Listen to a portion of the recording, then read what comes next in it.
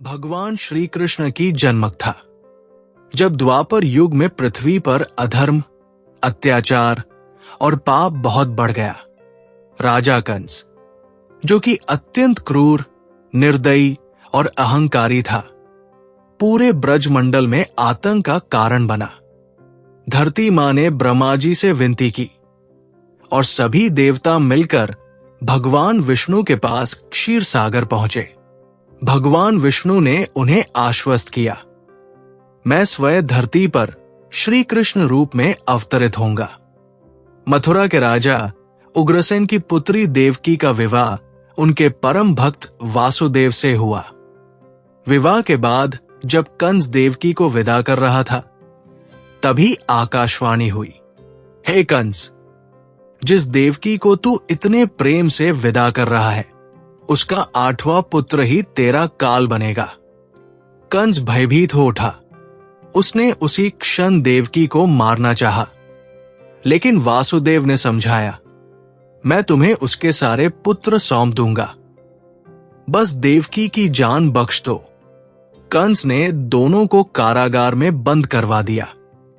देवकी के 6 पुत्र हुए और कंस ने एक एक करके सभी को निर्दयता से मार डाला।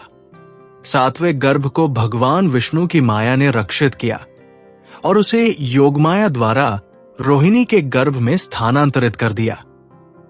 यही शेषनाग के अवतार बलराम थे। अष्टमी की रात थी। आषाढ़ मास, कृष्ण पक्ष। मौसम भयावह, वर्षा तेज, बिजली चमक रही थी। मध्यरात्रि को जब रोहिणी नक्षत्र उदित हुआ, तभी भगवान विष्णु ने श्री कृष्ण के रूप में जन्म लिया।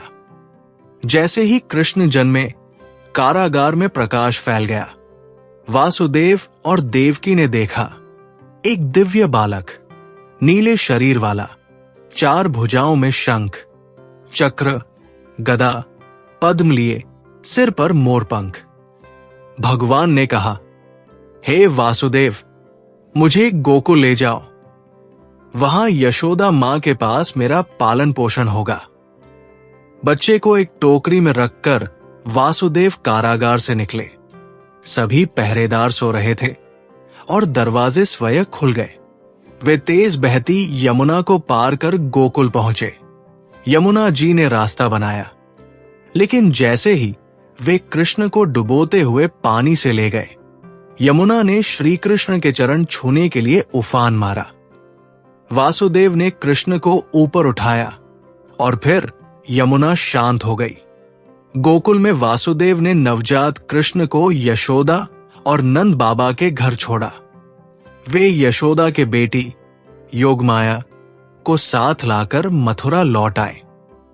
कंस ने उस बच्ची को भी मारना चाहा, लेकिन वो उसके हाथ से छूटकर आकाश में चली गई और बोली, तुझे मारने वाला बालक गोकुल में पल रहा है।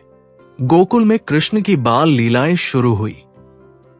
माखन चुराना, गोपियों को तंग करना, बांसुरी बजाना, कालिया नाग का दमन, गोवर्धन पर्वत उठाना, पूतना, शक्टासुर, तृणावर्त जैसे राक्षसों का वध करना।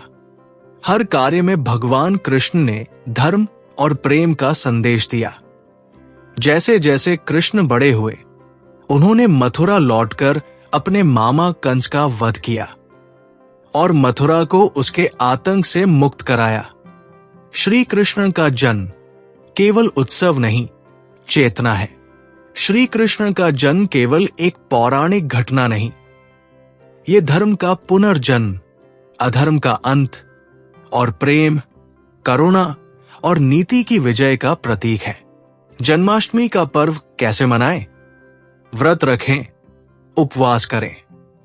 रात को कृष्ण जन्म के समय 12 बजे आरती, झूला और भजन करें।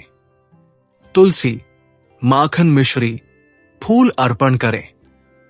बच्चों को कृष्ण रूप में सजाएं। दही हांडी, झूला उत्सव, कथा कीर्तन करें।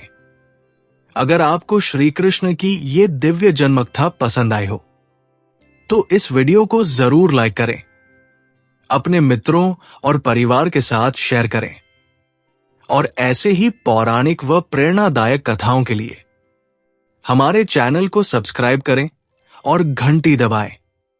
जय श्री कृष्ण।